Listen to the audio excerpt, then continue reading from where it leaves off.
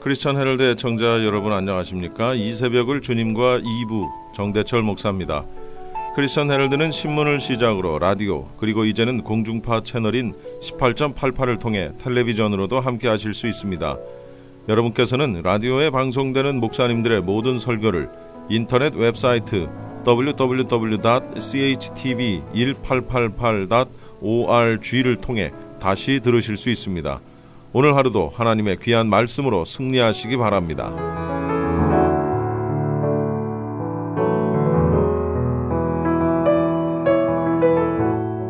이 시간에는 먼저 벨리 성경교회 조남민 목사님께서 빌립보서 2장 7절로 8절까지를 본문으로 종으로 오신 예수님의 섬기심과 낮아지심이라는 제목의 설교 말씀해 주시겠습니다. 내 의견을 주장하지 아니하고 다른 사람 의견을 먼저 생각하고 보면서 각각 남을 낮게 여길 때야 우리가 한 마음이 되는 것입니다. 그래서 겸손한 마음, 겸손하게 그 다음에 4절에 보면 각각 자기 일을 돌아볼 뿐더러 또한 각각 다른 사람들의 일을 돌아보아 다른 사람들의 일, 다른 사람을 섬기는 그런 얘기입니다. 섬기는 그런 말씀.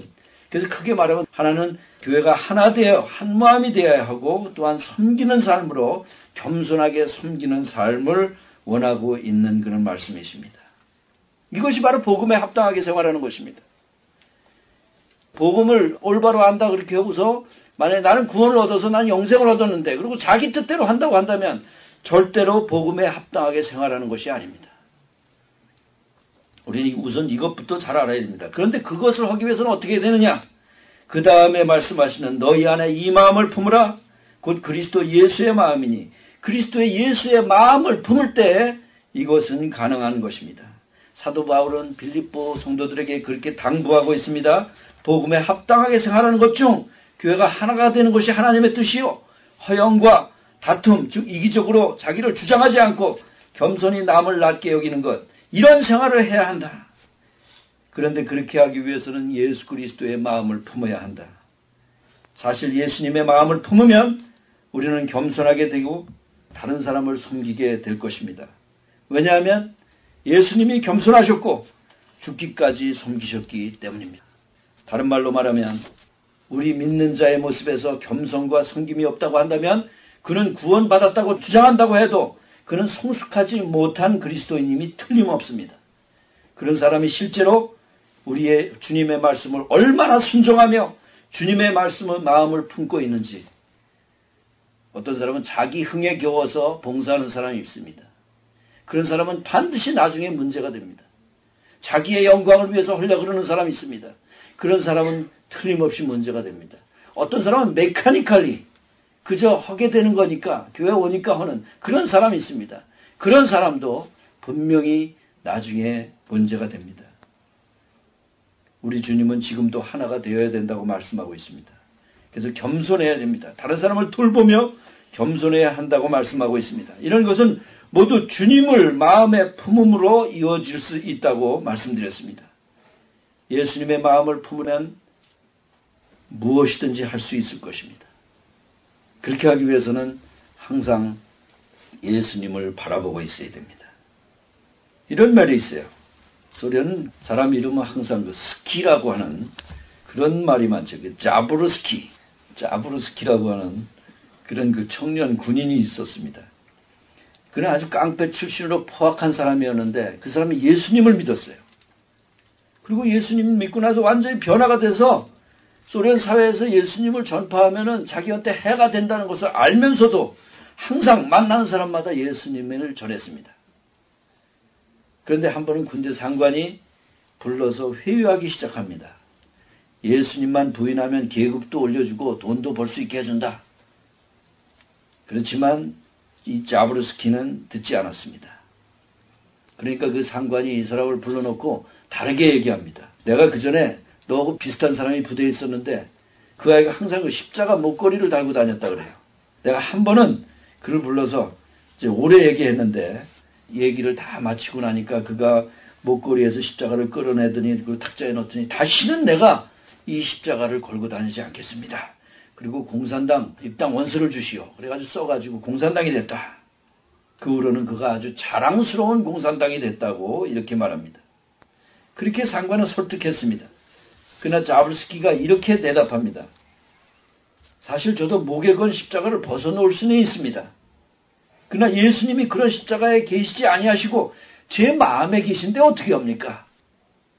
저도 예수님을 탁자 위에 올려놓을 수는 있습니다. 그러나 만약 그렇게 하면 제 생명의 종말을 의미하는 것인데 제 마음을 칼로 도려내는 일을 내가 왜 하겠습니까? 그러므로 목에 건 십자가는 탁자 위에 올려놓을 수는 있어도 내 마음에 계시는 예수님을 탁자 위에 올려놓을 수는 없습니다. 이 사람은 얼마나 무섭겠어요. 공산당의 권력과 그러한 그 어려움 속에서도 나는 예수님이 내 안에 있다. 죽이려면 죽여봐라 이런 얘기잖아요. 지금 우리 마음에 계시는 예수님을 내려놓을 때 우리는 미지근해지거나 아니면 죄짓고 있는 우리를 발견하지 않습니까? 하지만 예수님이 우리를 위해 죽기까지 섬기시고 헌신하신 것을 깊이 생각하면서 마음에 두며 주님의 말씀을 보고 기도하는 삶이 계속된다면 우리의 삶은 변화될 것이고 주님께서 크게 영광을 받으실 것입니다. 예수님을 믿는다는 것은 우리가 이렇게 살다가 구원이라고 하는 것이 그냥 더해지는 거, 애드되는 거. 우리가 옛날부터 이런 삶에 살면서 구원이 더해져서 영생을 갖는 그러한 삶이 더해서 그냥 똑같이 사는 것이 아니고 구원이라고 하는 것은 우리가 이렇게 살다가 변화되는 삶을 얘기를 합니다. transform, addition이 아니라 transform 되는 삶. 그 transform 되는 삶으로 인해 그 자체가 바로 구원을 얘기하는 거 아닙니까? 그런데 우리는 어떤 때 옛날의 삶을 그대로 가지고 가면서 내가 예수님 믿었으니까 나는 영생을 얻었지. 그래서 에디션만 하는 그런 삶을 살고 있습니다. 이런 삶은 구원받은 자가 하는 삶이 아닙니다. 구원받은 자는 옛날의 삶에서 예수님이 나의 개인의 주가 되면 그때부터 트랜스포 변화된 삶이 될 때 그게 바로 구원입니다. 그게 예수님 말씀하시는 거 아닙니까? 우리는 예수님을 마음에 두고 계속해서 나아가야 됩니다. 정말 그렇게 예수님을 마음에 두고 예수님을 바라보고 갈 때 우리의 삶은 변화될 것이고 주님께서 크게 영광 받으실 것입니다. 그것을 잊지 않은 방법 중에 하나가 바로 이 빌립보서에서 말하는 예수님의 행적을 더욱 연구하고 계속해서 마음으로 생각하는 것입니다. 그건 말씀으로 돌아가는 것이죠. 주님의 사랑이 바로 여기 있으며 주님의 은혜가 바로 여기 있으며 주님의 복음이 여기 있습니다. 그래서 이를 생각하면 100% 모든 것을 섬기신 예수님의 헌신이 곧 우리의 헌신이 되어야 합니다. 예수님은 죽기까지 우리를 사랑하시고 죽기까지 헌신하시고 죽기까지 우리를 섬기셨습니다. 그래서 예수님의 그 헌신을 맛보며 그 사랑을 맛보며 그러면서 살면서 기쁨과 또한 감사함 속에서 우리는 살아야 됩니다. 여기 본문에서 얘기하는 것은 우리를 위해 돌아가신 예수님이 본래가 본체라고 말씀하십니다. 그는 근본 하나님의 본체시나 온 세상의 주인이시오. 세상을 창조하신 성자 하나님, 그분이 이 땅에 오시는 모습을 성령님은 사도 바울을 통해서 8가지를 나누어서 말씀하고 계십니다. 8가지를, 그 중에 2가지를 말씀드렸습니다. 첫째는 하나님과 동등됨을 취할 것으로 여기지 아니하시고 그 높으신 곳에 그 모든 영화를 가지신 예수님이 하나님과 동등됨으로 취할 것을 여기지 아니하시고 이 땅에 오셨습니다. 그게 첫 번째입니다. 둘째는 7절에 보는 자기를 비우고 이 땅에 오셨습니다. 우리가 거기까지 보았습니다. 오히려 자기를 비워 오늘부터는 셋째, 종의 형체를 갖고 이 땅에 오셨습니다. 종의 형체. 우리를 사랑하셔서 이 땅에 오신 예수님은 자기를 비우시고 이 땅에 오셨는데 종의 형체를 갖고 오셨습니다. 여기서 형체라 할 때 이 몰페라고 하는 이 단어는 근본적인 본질, 그 하나님의 본체라고 할 때 사용한 단어하고 똑같은 단어입니다. 종의 형체, 그 근본적인 본질, 내면이나 겉으로나 그 근본인을 나타내는 그런 단어입니다. 그래서 본래는 하나님의 본체신데 여기 자기를 비워서 그 본체가 종으로 오시는 그런 것을 말씀하고 있습니다. 자기를 빈다고 할 때 비우는 것에 대해서는 이미 말씀드린 바 있어서 더 말씀드리지 않겠습니다. 이 땅에 오실 때 종의 형체로 오신 예수님, 창조주 예수님은 모든 것을 다 소유하시고 주관하신 분이셨는데 이 땅에 오실 때는 그런 모든 주권을 다 포기하고 종으로 오셨습니다. 다시 말하면 근본적으로 하나님이신데 이제는 자발적으로 기꺼이 종이 되셔서 겉으로 종의 옷을 입었고 그리고 또한 실제 종이 되셨고 종으로 사셨습니다. 실제로 죽기까지 섬기며 종이셨던 모습은 마가복음에서 우리가 항상 확인할 수 있습니다. 10장 45절에 보면 인자에 온 것은 섬김을 받으려 함이 아니라 도리어 섬기려 하고 자기 목숨을 많은 사람의 대속물로 주려 함이라. 섬기려 하고 섬기는 것을 어디까지 하셨냐? 예수님은 죽기까지 하셨습니다. 자기 목숨을 주시기까지 섬기신 그런 종이셨습니다. 종은 주인의 뜻을 따라 섬기는 자입니다. 예수님은 아버지 하나님의 뜻을 이루고 아버지의 이름으로 그의 백성의 필요를 섬기기 위해서 이 땅에 오신 것입니다. 곧 우리를 섬기기 위해서 오신 것입니다. 여기 있는 분들을 섬기기 위해서 오신 것입니다. 그리고 죽기까지 섬기시고 아버지의 뜻을 따르러 오신 것입니다. 인자의 온 것은 섬김을 받으려 함이 아니라 도리어 섬기려 하고 예수님의 섬김은 90%가 아닙니다. 99%도 아닙니다. 100%입니다. 하나님의 모든 뜻을 다 이루셨습니다. 우리도 예수님의 형상을 담는 사람으로서 이런 예수님의 섬김과 헌신을 따라야 합니다.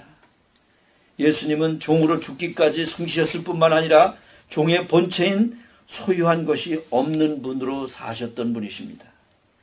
예수님은 땅이나 집이나 금이나 은이나 아무것도 없었습니다. 말도 없었고 당나귀도 없었고 소유한 것이 어떤 사업도 없었고 빌딩 소유한 것도 없었습니다. 예루살렘에 입성할 때에는 나귀도 없으셔서 나귀도 빌려 타셨습니다. 만찬을 하실 때에도 집을 빌려서 하셨습니다. 죽어서 무덤도 남의 무덤에 들어가셨어요. 이 땅에 사실 때 누가복음 9장 58절에 보면 예수께서 가실 때 여우도 굴이 있고 공중의 새도 집이 있을 때 인자는 머리 둘 곳이 없도다 이렇게 말씀하셨습니다. 정말 종이 아무 소유 없이 사는 그런 사람인 것 같이 예수님은 그렇게 사신 분이십니다. 그분이 창조주시오. 정말 모든 것의 주인이시오. 왕 중에 왕이셨는데 모든 것의 주인이십니다. 이 빛으로 인해서 우리가 이것도 읽을 수 있는 이 빛을 창조하신 그런 분이시오. 사람도 다 만드신 분이시오. 태양도 만드신 분이시오. 저 바깥에 나가면 모든 나무들 다 만드신 것이 예수님이십니다. 그런 왕께서 참 종의 형체로 이 땅에 오셨습니다. 어떤 왕이 왕의 신분으로 왕좌에서 나와서 농부의 옷을 입고 농촌에 있다고 해도 그분은 왕입니다. 그 전에 대한뉴스, 옛날 대한뉴스 나오죠. 짠짜잔 하면서 나오는 대한뉴스. 거기에 보면은 박정희 대통령이 맥고자를 입고 다른 사람들하고 모를 냈어요. 그래서 박정희 대통령께서 어디 가셔서 모를 내셨다 그러는데 그분이 거기서 농부로 일을 한다 그래서 그분이 대통령이 아닙니까? 그런 것입니다. 예수님은 종으로 오셨지만 그분은 아직도 만왕의 왕이시요 만주의 주시요 하나님의 신분이 것입니다. 자기를 하나님과 동등됨으로 취하지 아니하시고 자기를 비워서 종으로 오셔서 죽기까지 섬기신 분, 그분이 바로 예수님이십니다. 그렇기 때문에 우리가 구원받을 수 있었다는 것은 우리가 어떻게 구원받았는지를 다시 한번 생각하게 합니다. 종의 형체로 오신 예수님은 종은 바로 섬기는 예수님의 섬김이 구원과 관계된 것이지만 이 세상에 어떤 종보다 비교할 수 없을 정도로 비교하지도 못하지요. 그럴 정도로 섬기신 그런 분이십니다. 우리 사람들은 잘 그렇게 안 하지요. 내가 섬김을 받아야 되는 것으로 항상 생각하고 그렇게 살고 있습니다. 그러나 예수님은 제자들의 섬기는 본이 되셨고 우리의 섬기는 본이 되신 그런 분이시요 정말 섬기신 분이십니다. 우리가 만약에 섬기지 않는다고 하면은 이건 올바른 것이 아닙니다. 그리고 예수님 뭐라 그러십니까? 섬기는 자가 가장 큰 자라고 말합니다. 세상의 법칙은 섬김을 받는 자가 크지만 하나님의 법칙은 섬기는 자가 가장 큰 자라고 말합니다. 부부에 대해서 얘기할 때 이 말씀 충만한 가족의 기쁨에서 보면은 남자가 가족을 리드하는 부인을 리드하고 아이들을 리드하는 그런 사람들인데 어떤 리드냐? 섬기는 리드입니다. 자기의 권위를 가지고 이리 와 이러는 것이 아니라 섬김으로 오는 것입니다. 그렇게 섬길 때 그 남편은 정말 큰 자가 되는 것입니다. 여기 누가복음 22장 26절에 보면 이렇게 얘기하고 있습니다. 너희 중에 큰 자는 젊은 자와 같고 두목은 섬기는 자와 같을지니라. 28절에 보면 인자가 온 것은 섬김을 받으려 함이 아니라 도리어 섬기려 하고 똑같은 말씀을 그렇게 얘기하고 있죠. 예수님은 우리에게 섬기는 자가 되라고 말씀하십니다. 만왕의 왕이신 예수님이 종으로 오셔서 섬기셨는데 어찌 우리가 섬기지 않을 수가 있겠습니까? 성경의 법칙을 잘 이해하고 우리는 섬기는 자가 되어야 합니다. 낮아질 때 섬길 수 있습니다. 주님의 마음에 거할 때 섬길 수 있습니다. 그리스도인들은 주님을 생각하며 주님의 뜻을 따라 다른 사람을 섬기는 그러한 자가 되어야 하는 것입니다. 그렇게 섬길 때 우리의 고백은 어땠을까? 내일도 이만큼 섬겼어. 이러는 고백이 아니라 누가복음 17장 10절에 보면 어떻게 하라고 우리에게 말씀하십니다. 이와 같이 너희도 명령받은 것을 다 행한 후에 이르기를, 보세요. 명령받은 것을 다 행한 후에 이르기를 우리는 무익한 종이라 우리의 하여야 할 일을 한 것뿐이라 할지니라. 우리는 무익한 종이라. 여러분 생명의 샘에 공부할 때 이런 질문이 있습니다. 우리가 예수님을 믿는 자가 나는 가치가 없는 종이라고 그렇게 고백해야 되느냐? 그런 질문이 있어요. Yes와 No. 예. 근데 어떤 사람은 No라고 얘기해요. 왜냐하면 내가 벌써 구원을 받았는데 내가 왜 가치가 없는 존재. 근데 여기에서 얘기하는 거는 다 해놓고 우리는 무익한 종입니다. 그렇게 고백하라는 말씀이에요. 그래서 그 답은 이 영표입니다. 어떤 사람은 자기가 어떤 의견이나 어떤 일을 행하고는 내가 그래도 이 정도 했는데 왜 칭찬 한마디 안 해주냐? 그런데 여기는 말이 아니잖아요. 내가 무익한 종, 우리가 할 일을 했는데 말씀하고 있잖아요. 또 어떤 사람은 왜 자기의 주장을 관철하려고 고집을 내 왜 의견은 왜 이렇게 얘기하는 사람도 있지만 이런 사람은 섬기는 사람이라기보다도 아직도 성숙지 못한 사람입니다. 왜냐하면 섬기는 사람은 자기의 영광을 받을 권리가 없는 그런 사람입니다. 이런 사람은 주님을 생각지 않고 자기를 생각하니까 그런 말이나 생각이 나오게 되는데 주님을 생각하고 말하고 행동한다면 그렇게 될 수가 없습니다. 다시 한번 얘기해. 너희도 명령받은 것을 다 행한 후에 이르기를 우리는 무익한 종이라 우리가 해야 할 일을 한 것뿐이라. 주님을 섬기고 주님의 형제자매를 섬기는 사람들은 이런 자세를 가져야 합니다. 예수님은 그렇게 우리를 위해 자기를 비우시고 종의 형체로 그렇게 오셨습니다. 그래서 우리는 그리스도의 마음을 품어야 하는 것입니다. 셋째는 종의 형체로 오신 예수님. 넷째, 사람들과 같이 되신 예수님. 사람들과 같이. 사람들과 같이라고 하는 단어는 호모이오마라고 그래가지고 이 말은 그리스도께서 보통 사람들과 같이 되었다는 그런 얘기입니다. 근데 겉사람도 사람이요 실제로 사람이요 그 실체가 사람이라는 그런 얘기입니다. 예수님은 진정한 사람이셨습니다. 어떤 사람들은 예수님 그러면 하나님으로 오셨는데 그저 겉모습만 이렇게 사람으로 갖추고 오셨다 이렇게 말하는 사람이 있습니다. 그러나 예수님은 하나님으로도 100% 사람으로도 100%이셨던 그런 분이셨습니다. 예수님이 완전히 사람으로 오셔서 그의 가족이나 제자들조차 예수님이 하나님이신지 알지 못했습니다. 그뿐만이 아닙니다. 반대하던 유대인들은 그렇게 예수님이 수없이 하나님이 베푸시는 기적을 베풀었는데도 불구하고 어떻게 사람이 그렇게 될 수 있느냐. 그래서 믿지 않고 결국 예수님을 거부했습니다. 그 얘기는 사람으로 보았지 하나님으로 보지 못했던 까닭이었습니다.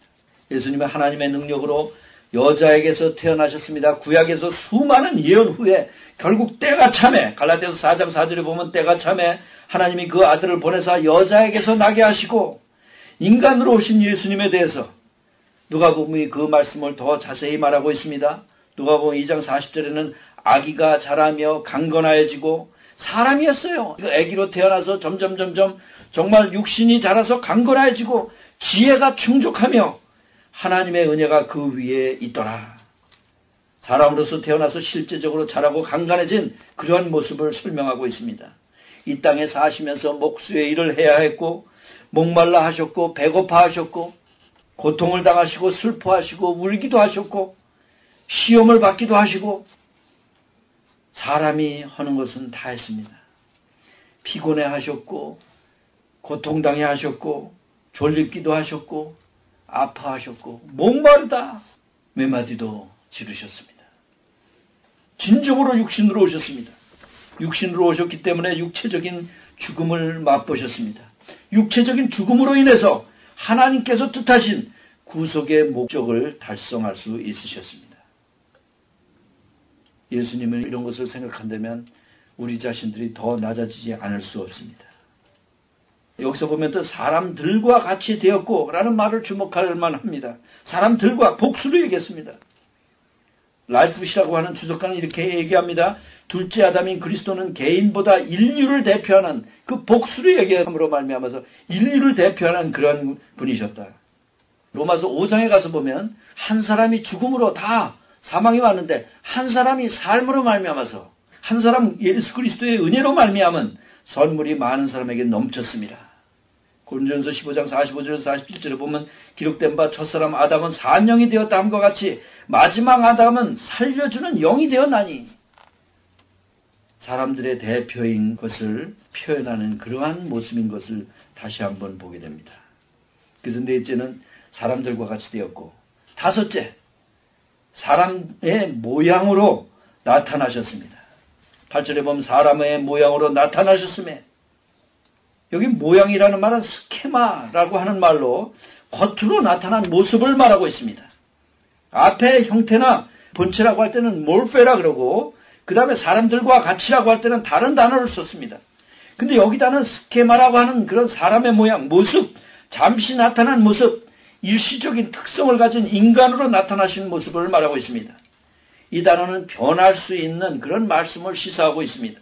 본체가 사람같이 되어서 사람의 모양으로 그 모양이 변할 수는 있겠지만 나타나는 것입니다.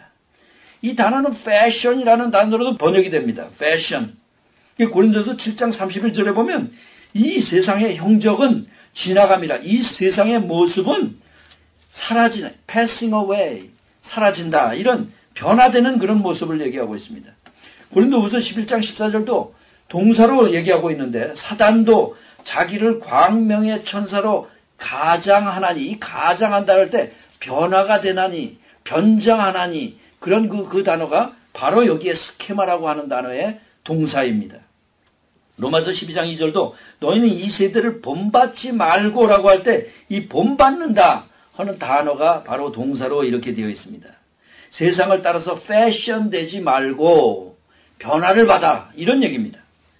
그래서 이 사람의 모양으로 오신 것은 변화될 수 있습니다. 저희 생각으로는 후에 신령한 몸으로 변화되기 때문에 사도가 이런 단어를 쓰지 않았나 그런 생각이 듭니다. 왈부드 박사는 그의 주석에서 이렇게 얘기합니다. 그리스도의 사람됨은 계속되는데 그의 외면의 패션, 스케마, 그 모습은 그가 영광의 자리로 다시 돌아갈 때 변화될 것이다.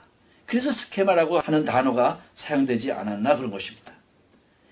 이렇게 볼 때 이 말은 7절 끝에서 나오는 사람들과 같이 되었고라고 할 때는 사람의 본체, 그 본체를 얘기를 했지만 8절에 와서는 사람의 모양으로 나타나셨으니라고 할 때는 후에 그 모양이 모습이 변화될 것이기 때문에 그런 단어를 썼다고 생각하지 않을 수 없는 것입니다. 두 개의 단어가 다릅니다. 본체는 사람이지만 나중에 그 사람의 모양으로 오신 것은 나중에 변한다. 그래서 다르게 쓰신 것으로 이해하는 것입니다.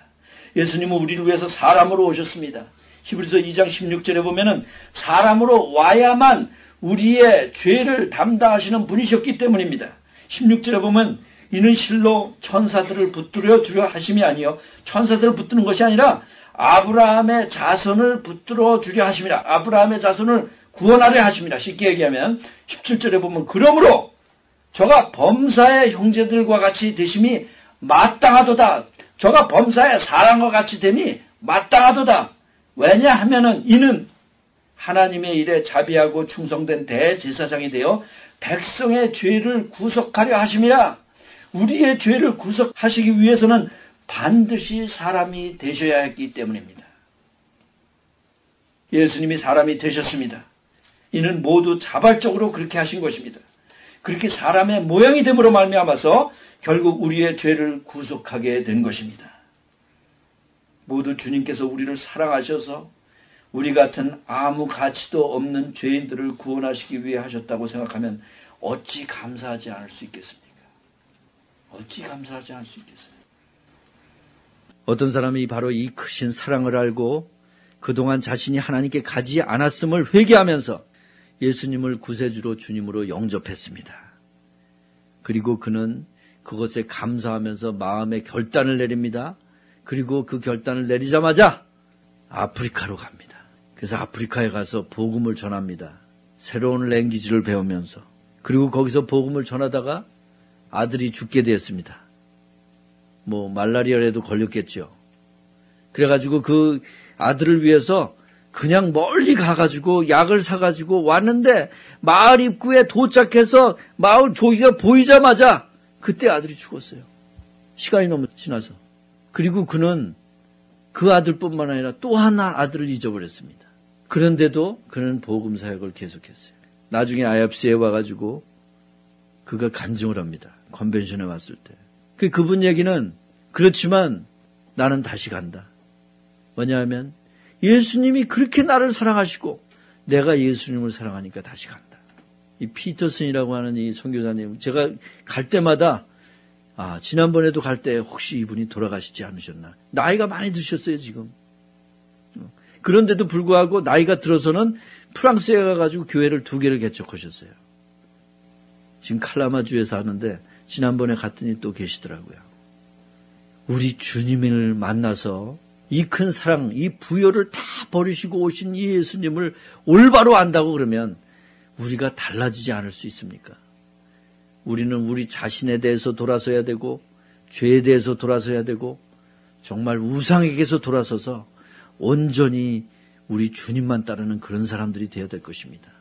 왜? 그분은 영광을 비우시고 오셨고 또한 권위를 비우시고 오셨고 속성을 비우시고 오셨고 또한 관계를 비우시러 오셨고 그리고 또 부요함을 비우시고 오셔서 우리를 위해서 돌아가신 그런 분이시기 때문입니다.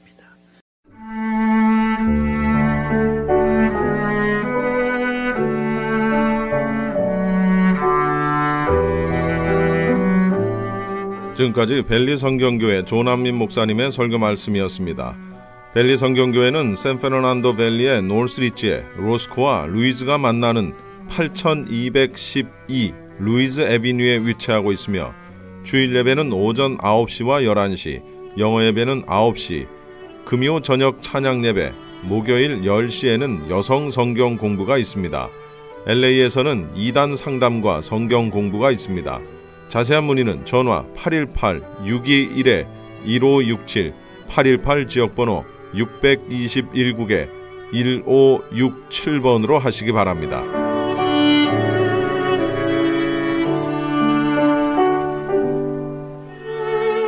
이어서 은혜와 평강교회 곽덕근 목사님께서 데살로니가전서 1장 4절부터 5절까지를 본문으로 하나님이 택하신 성도라는 제목의 설교 말씀 해주시겠습니다.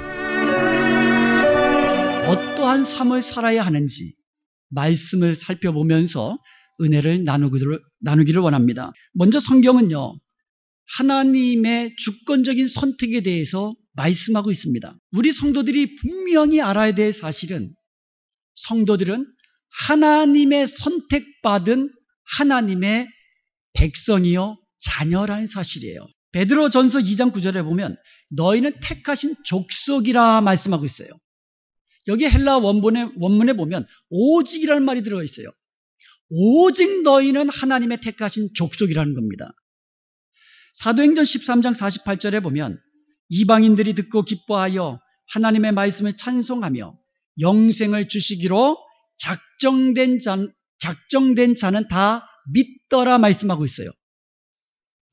오직 하나님의 택하심을 받은 자들만이 영생을 얻는다는 겁니다. 하나님의 귀한 자녀가 된다는 사실이에요. 우리가 성경을 통하여서 하나님의 선택에 대해서 알아야 할 2가지 중요한 사실이 있습니다. 그것은 하나님께서 사랑하셨기 때문에 선택하셨다는 거하고 또 하나는 하나님이 주권적으로 선택하셨다는 겁니다. 하나님의 선택과 사랑은요, 아주 밀접한 관계가 있어요. 하나님이 저와 여러분을 선택하셨습니다. 왜요? 사랑하셨기 때문에. 오늘 본문 데살로니가 전서 1장 4절을 보면 하나님의 사랑하심을 받은 형제들아 너희를 택하심을 아노라 라고 말씀하고 있어요. 하나님께서 데살로니가 교회 성도들을 택하신 것은 하나님께서 그들을 사랑하셨기 때문이라고 말씀하고 있는 거예요. 신명기 4장 37절에 보면 하나님께서 이스라엘 백성들을 사랑하셨기 때문에 친히 애굽에서 구원하신 것이라고 말씀하고 있어요. 이스라엘 백성들이 하나님께서 사랑하신 민족이 되었기 때문에 그 민족을 택하시고 애굽 땅에서 구원해 내셨다라는 겁니다. 신명기서 7장을 보면은요, 6절에 보면 너는 여호와 네 하나님의 성민이라, 하나님의 거룩한 백성이라, 네 하나님 여호와께서 지상 만민 중에서 너를 자기 기업의 백성으로 택하셨나니, 하나님께서 이스라엘 백성들을 많은 민족 가운데 하나님의 기업의 백성으로 택하셨다는 겁니다. 7절에 그 이유가 나옵니다. 택하신 이유는 여호와께서 너희를 기뻐하시고 너희를 택하심은 너희가 다른 민족보다 수요가 많고 강하기 때문이 아니라는 겁니다. 8절에 그 이유가 한마디로 나오고 있습니다. 여호와께서 다만 너희를 사랑하셨기 때문이다. 한마디로 말하면 하나님께서 사랑하셨기 때문에 선택하셨다라는 겁니다. 사랑하는 여러분, 하나님께서 저와 여러분을 하나님의 자녀로 택하여 주신 것을 믿습니다. 왜요? 사랑하셨기 때문에. 하나님이 여러분을 사랑하셨기 때문에 여러분을 하나님의 자녀로 부르시고 택하여 주셨다라는 겁니다. 구약 성경 가운데 하나님의 택하심을 가장 잘 나와 있는 그러한 구절이 있는데 그 중에 하나가 이사야서 43장입니다. 1절에 보면 하나님께서 이스라엘에게 이렇게 말씀하십니다. 너는 두려워하지 말아라. 내가 너를 지명하여 불렀다. 너는 내 것이다. 너는 두려워하지 말아라. 내가 너를 구속하였다. 내가 너를 지명하여 불렀다. 너는 내 것이라. 지명하여 불렀다라는 겁니다. 택하여 주셨다라는 겁니다. 4절에 그 이유가 나옵니다. 네가 내 눈에 보배롭고 존귀하며 내가 너를 사랑하였기 때문이다. 저와 여러분은요, 하나님 보시기에 보배롭고 존귀한 자녀 같은 그와 같은 존재인 것을 여러분 기억하시기를 바랍니다. 나는 하나님의 사랑받는 자녀입니다. 나는 하나님께서 나를 택하신 하나님의 자녀입니다. 이것을 분명히 알고 믿을 수 있기를 축원드립니다. 하나님의 선택과 하나님의 주권은 또한 아주 밀접한 관계가 있습니다. 하나님이 우리를 선택하실 때에는요, 하나님이 뜻대로 선택하시는 거예요. 하나님이 기뻐하신 뜻대로 저와 여러분을 선택하셔서 구원하신다는 사실입니다. 이것을 가장 잘 보여주고 있는 성경이 로마서 9장입니다. 로마서 9장 13절에 보면 하나님께서 야곱은 사랑하시고 에서는 미워하셨다라고 말씀하고 있습니다. 이어서 이러한 하나님의 선택은 창조주 하나님의 주권이고 또 능력이라고 말씀하고 있어요. 만드신 분이 선택하시는 거예요. 그리고 만드신 분이니까 선택할 수 있는 능력이 하나님께 있다라는 것입니다. 여러분이 선택할 수 있습니까? 여러분이 선택했다고 그 사람이 구원받을 수 있습니까? 우리는요, 선택할 주권도 없고 또 선택했다고 해서 그 사람을 구원할 수 있는 능력도 없습니다. 오직 우리를 선택하시고 구원하시는 그 주권과 능력은 우리 하나님께 있는 줄로 믿습니다. 그 사실을 로마서 9장 21절에 토기장이의 비유를 통해서 말씀하고 있습니다. 진흙을 가지고 한 덩이는 귀 쓸 그릇을 만들고 또 한 그릇은 천이 쓸 그릇을 만들 고난이 토기장이에게 있다는 겁니다. 그래서 계속해서 로마서 9장 24절에 보면 우리가 이 그릇이니 곧 유대인 중에서뿐만 아니라 이방인 중에서도 부르신 자니라 말씀하고 있습니다. 저와 여러분은 하나님이 귀 쓸 그릇으로 만드신 그릇이라는 거예요. 이것은 이스라엘 민족뿐만 아니라 이방인 중에서도 하나님이 부르신 자들이 바로, 하나님이 택하신 자들이 바로 하나님이 귀히 쓰시는 그릇으로 택하신 자라는 것을 말씀하고 있는 것입니다. 그러므로 예수님을 믿는 우리가 바로 하나님이 사랑하셔서 택하여 주신 하나님의 자녀라는 사실을 분명히 알고 믿을 수 있기를 주님의 이름으로 축원드립니다. 우리가 이 사실을 믿을 때에 우리의 신앙생활에 또 우리가 인생을 살아가는 데에 엄청난 유익을 얻게 됩니다. 하나님이 나를 사랑하셔서 나를 택하여 주시고 하나님의 기업으로 삼으시고 하나님의 자녀 삼아 주셨다는 이 사실을 믿는다면 우리의 인생 가운데, 우리의 믿음 생활 가운데 엄청난 유익이 있다는 거예요. 내가 지금 예수님을 믿습니다. 그 사실은 다른 말로 하면 나는 구원 받았다라는 뜻입니다. 여러분이 예수님을 믿으십니까? 그러면 여러분은 구원 받으셨다는 뜻입니다. 그런데 이것을 하나님의 선택으로 보면 창세 전에 하나님이 이미 나를 선택하셨다는 뜻입니다. 내가 태어나기도 전에, 창세 전에 하나님이 나를 선택하셨는데 내가 예수님을 믿고 구원받고 나니까 그것을 알게 되더라는 거예요. 그런데 이것을 믿고 나니까 나의 구원은 주님 다시 오실 그날까지 확실하다는 거죠. 왜요? 창세전에 하나님께서 나를 선택하셨는데 지금 내가 그것을 믿고 나니까 하나님이 나를 선택하셨구나. 하나님이 선택하셨기 때문에 나의 구원은 확실하다는 겁니다. 지금 내가 아무리 힘들고 어려워도 하나님이 나를 지키시고 인도해 주시리라는 확실한 믿음을 가지게 된다는 거예요. 로마서 8장에서 바울이 이것을 고백하는 거예요. 하나님이 나를 사랑하셔서 나를 택하여 주셨는데 누가 감히 하나님이 택하신 나를 송사할 수 있겠느냐 이거예요. 누가 우리를 대적할 수 있겠느냐는 겁니다. 누가 우리를 정죄할 수 있겠느냐는 겁니다. 누가 우리를 그리스도의 사랑에서 끊을 수 있겠느냐는 것입니다. 하나님이 사랑하셔서 택하신 우리를 그 어떤 박해나 고난이나 환난이나 죽음이라 할지라도 기근이나 위험이나 세상 권세자나 세상 다른 피조물이라 할지라도 세상의 악한 영이라 할지라도 끊을 수 없느니라. 이것이 바로 사도 바울의 고백이었고 저와 여러분의 고백이 될 수 있기를 주님의 이름으로 축원드립니다. 우리가 하나님이 사랑하셔서 택함받은 하나님의 백성이라는 사실만 믿으면 두려움이 없는 거예요. 두려움이 없는 겁니다. 세상 끝에 무슨 짐승의 표가 어쩌고 666이나 어쩌고 두려움이 없는 거예요.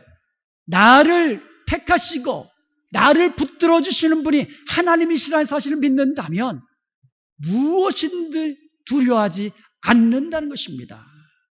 이것이 나를 택하신 하나님이 계시다는 사실을 믿는 성도들이 얼마나 엄청난 평강을 누리고 사는가, 얼마나 큰 유익을 얻고 사는가, 우리는 그것을 알아야 하는 겁니다. 칼빈은 이것을 잘 정리해 놓았습니다. 예정론은 우리 마음을 고뇌케 하는 사변이 아니라는 거예요. 이론이 아니라는 겁니다. 예정론은 경건한 사람에게 필요한 교리라는 겁니다. 예수 안 믿는 사람이 하나님의 예정 어쩌고 그거 아니라는 거예요. 예수님을 믿고 구원받은 경건한 하나님의 자녀들에게 필요한 것이 예정론이라는 거예요. 하나님이 나를 예정해 놓으셨다는 거예요. 하나님의 백성으로. 이게 우리에게 얼마나 큰 힘이 됩니까? 그리고 예정론은 우리의 믿음을 건전하게 세워준다는 거예요.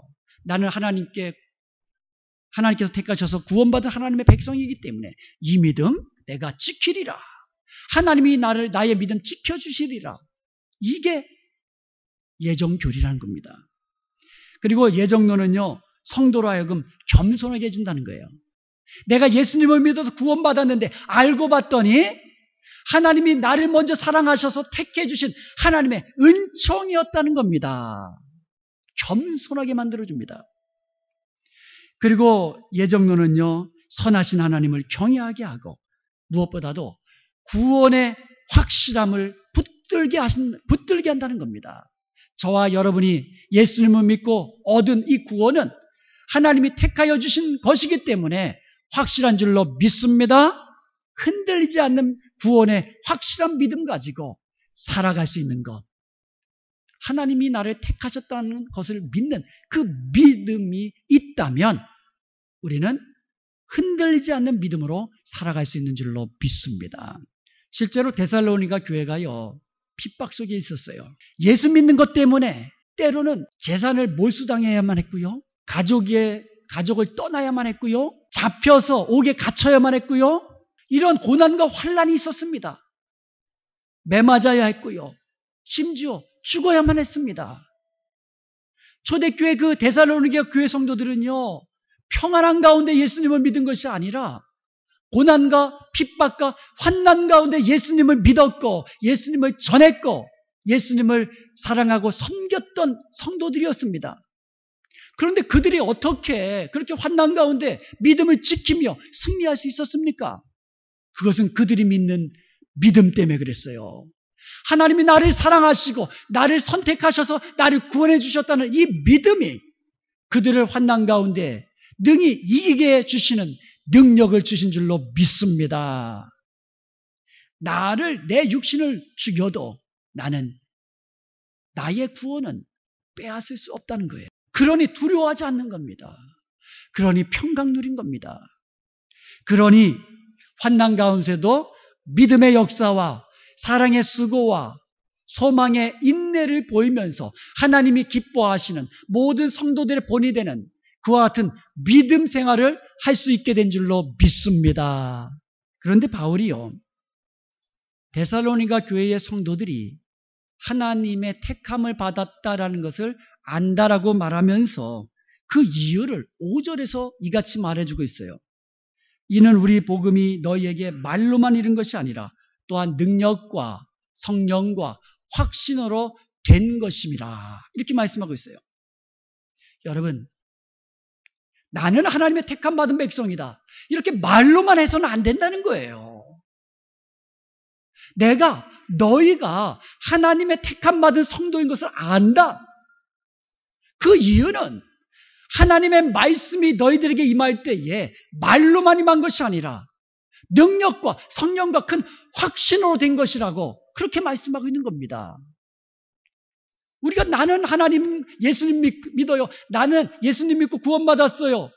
나는 하나님이 사랑하신 택함 받은 성도예요. 말로만 하는 것이 아니라 하나님의 말씀을 받을 때에 그 말씀이 내게 능력이 되고 성령께서 그 말씀을 가지고 역사하심으로 말미암아 큰 확신 가운데 하나님이 기뻐하시는 일들을 감당해 나가는 이 모습을 통해서 우리는 하나님이 택하신 백성이구나.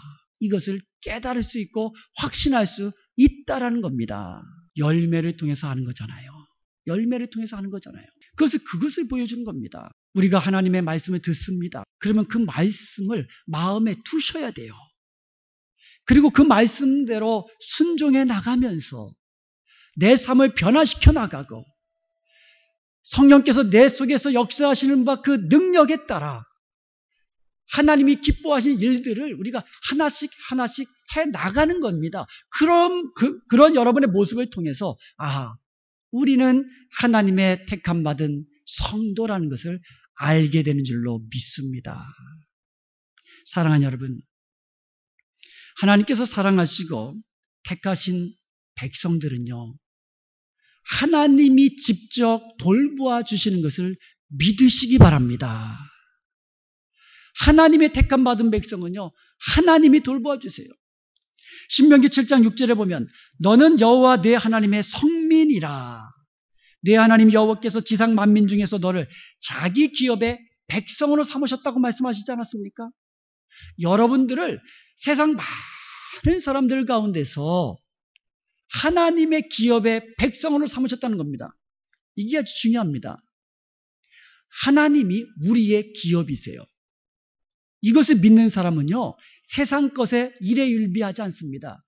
세상 재물이 내 기업이 아니라는 겁니다. 여러분, 세상에서 아무리 많은 재물을 가져도 그게 천국 가가지고 그게 내 기업이 됩니까? 다 놓고 가는데? 이 땅에 자녀가 우리의 기업이라고요? 자녀 다 놓고 가는데 천국에서 우리의 기업은 오직 우리 하나님뿐인 줄로 믿습니다. 이 땅에서 주님 위하여 섬기며 주님 위하여 충성하고 주님 위해서 헌신했던 그 모든 것들이 천국에서 우리의 기업이 되는 거예요. 하나님만이 우리의 기업입니다. 그런데요, 우리가 바로 하나님의 기업이세요. 저와 여러분이 하나님의 기업이라는 말입니다. 하나님의 기업은 하나님의 것이기 때문에 하나님이 책임지시는 겁니다. 이사야서 43장 1절 2절에 보면 너는 두려워하지 말라. 내가 너를 지명해서 내가 불렀지 않느냐. 너는 내 것이다. 나의 소유된 백성이다. 너는 나의 기업이다. 너는 두려워하지 말아라. 불 가운데 지날 때도 걱정하지 말아라. 물 가운데 지날 때도 걱정하지 말아라. 내가 너와 함께한다. 내가 너를 지킨다. 하나님이 택하신 하나님의 백성들은요, 이처럼 하나님이 지키시고 인도하시는 놀라운 은혜와 복을 누리게 되는 줄로 믿습니다. 이사야서 43장 19절 20절에 보면 하나님이 새 일을 행하시는데 하나님이 택하신 자를 위하여 새 일을 행하시겠다는 겁니다. 광야에 길을 내시겠다는 거예요. 광야에서 물이 솟게 하시겠다는 겁니다. 왜요? 나의 택한 자들로 마시게 할 것이라는 겁니다. 하나님이 택한 자를 위하여 광야에 길을 내시고 광야에 물이 솟게 하시고 하나님이 택한 자를 위해서 시편 16편 5절에 보면 여호와는 나의 산업과 나의 잔의 소득이시니 나의 분깃을 지키시나이다 말씀하고 있습니다. 하나님이 나의 산업이 되시고 나의 잔의 소득이시기 때문에 나의 분깃을 지키신다고 말씀하고 있는 것입니다. 사랑하는 여러분, 나는 하나님이 사랑하는 성도입니다. 이렇게 스스로 분명히 고백하며 믿을 수 있기를 바랍니다. 한번 우리의 입술로 한번 고백해 보십시다. 나는 하나님이 사랑하는 성도입니다. 나는 하나님이 택하신 성도입니다. 우리가 이것을 믿는다면 두려움이 없는 삶을 살 수 있습니다. 이것을 믿는다면 나는 하나님의 것이기 때문에 하나님이 나를 지키실 것입니다. 하나님이 나를 인도하실 것입니다. 내가 필요한 것 하나님이 공급해 주실 것입니다. 이러한 믿음으로 어떠한 상황 속에서도 두려움 없는 믿음으로 평강 누리며 사시기를 주님의 이름으로 축원드립니다. 세 번째로 하나님께 택함 받은 성도들은 그 하나님이 선택하신 목적대로 살아야 한다는 거예요. 우리가 하나님께서 선택하셨습니다. 우리는 하나님께서 선택하신 하나님의 백성입니다. 그렇다면 우리가 이 땅에서 어떻게 살아야 하겠느냐 이거예요. 하나님이 저와 여러분을 선택하신 목적이 있다는 겁니다. 신명기 14장 2절에 보면 너는 내 하나님 여호와의 성민이라. 21절에도 너희는 너희 하나님의 성민이라 말씀하고 있어요.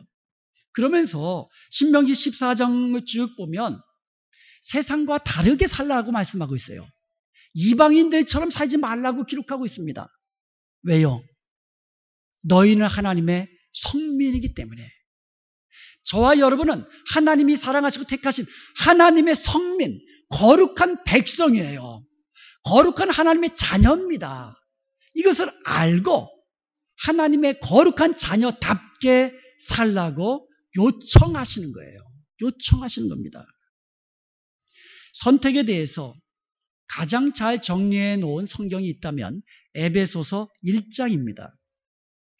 에베소 1장에 보면 하나님의 선택과 예정에 대해서 잘 설명해 놓았는데 5절에 보면은요, 그 기쁘신 뜻대로 우리를 예정하사 예수 그리스도로 말미암아 자기의 아들들이 되게 하셨느니라 말씀하고 있습니다. 하나님이 기쁘신 뜻대로 우리를 선택하셔서 그리스도 안에서 우리를 아들 삼아 주셨다고 말씀하는 겁니다. 저와 여러분은 하나님이 사랑하셔서 택하신 하나님의 자녀예요. 그런데 자녀로 삼아주신 그 이유, 목적이 4절에 나와 있습니다.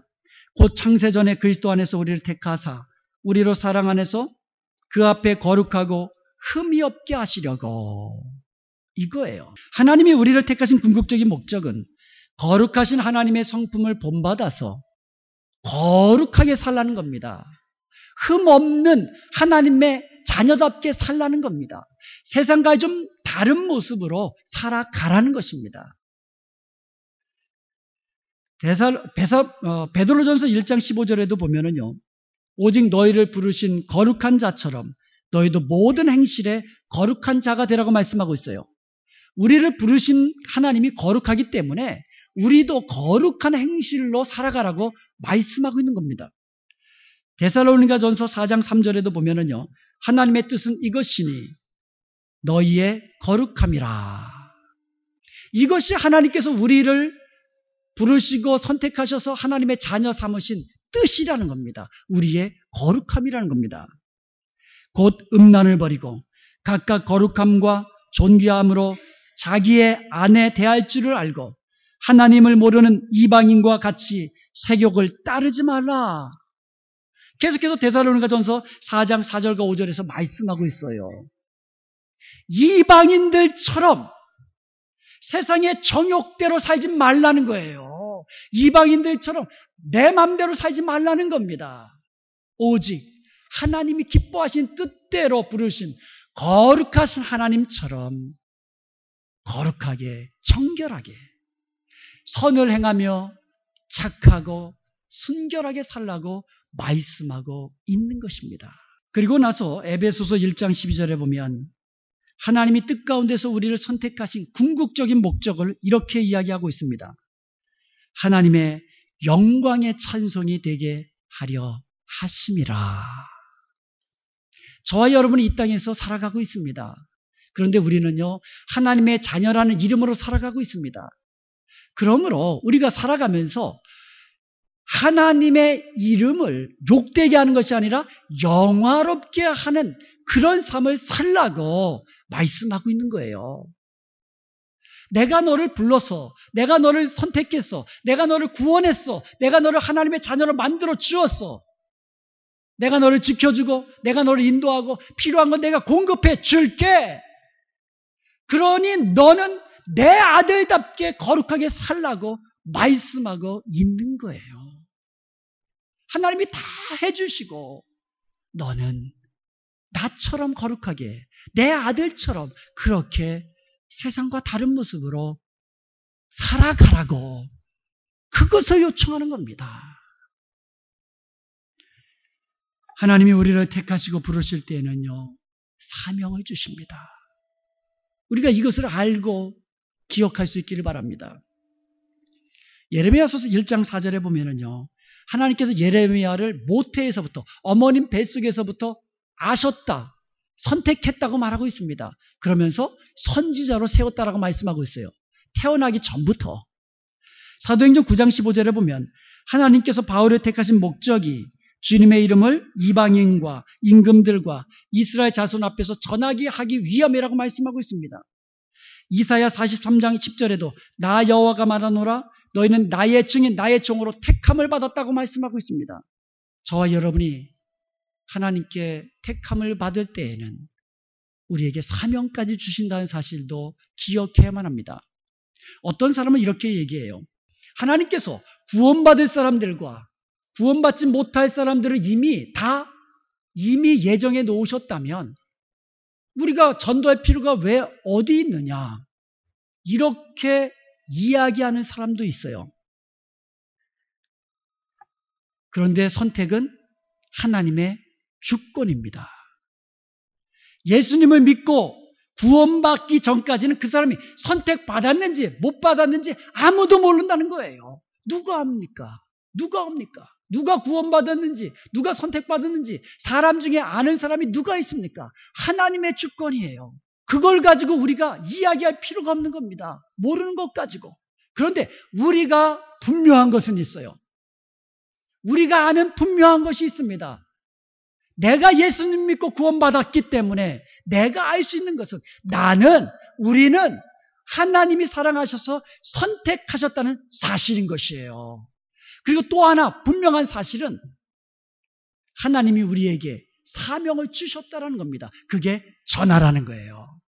우리가 전하면 하나님이 택하신 자들은 듣고 믿을 것이라는 겁니다.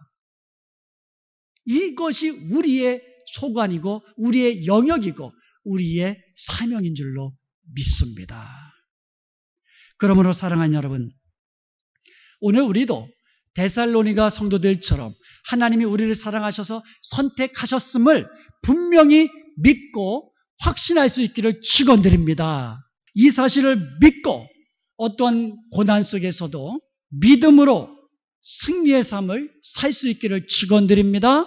무엇보다도 우리를 사랑하셔서 구원하시고 우리를 택해 주신 하나님의 은혜에 감사하면서 우리를 택하신 목적대로 이 땅에서 선하고 거룩하고 경건하게 행하며 하나님이 주신 목적대로 전도하기 힘쓰는 저와 여러분이 될 수 있기를 주님의 이름으로 축원드립니다.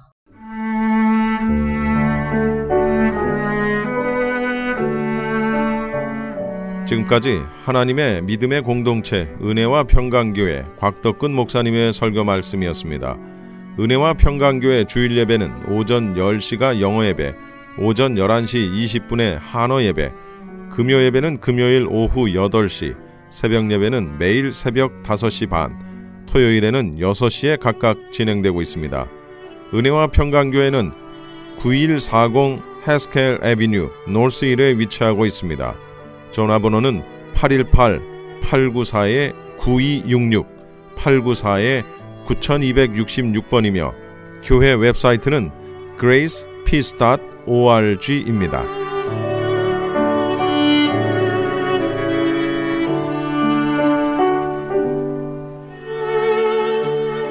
벨리 지역 부활절 연합 새벽 예배를 오는 3월 27일 주일 새벽 5시 30분에 은혜와 평강교회에서 드립니다. 온 성도님들이 참여해 부활하신 예수님을 만나시기 바랍니다.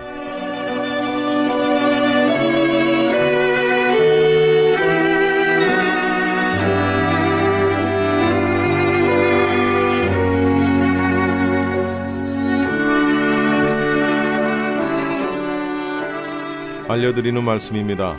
아주사 나우라는 주제로 캘리포니아 부흥을 위한 전 도시 총력 전도 집회 및 다민족 연합 기도회가 오는 4월 9일 토요일 오전 9시부터 LA 메모리얼 콜리세움에서 열립니다. 이번 집회에는 12만 명의 성도들이 모여 미국이 다시 한번 영적으로 거듭나기를 위해 기도하고 또한 캘리포니아의 부흥을 위해 기도할 것입니다. 이번 집회에서는 한인교회가 오전 7시 30분부터 8시 10분까지 대회의 첫 시간에 기도의 물꼬를 트는 역할을 맡았습니다. 한인 성도들의 기도와 함께 많은 참여를 바랍니다. 이번 집회와 관련해 좀 더 자세한 내용은 전화 213-598-5323, 213-598-5323 상임 총무이신 강영수 목사님께 문의하시기 바랍니다.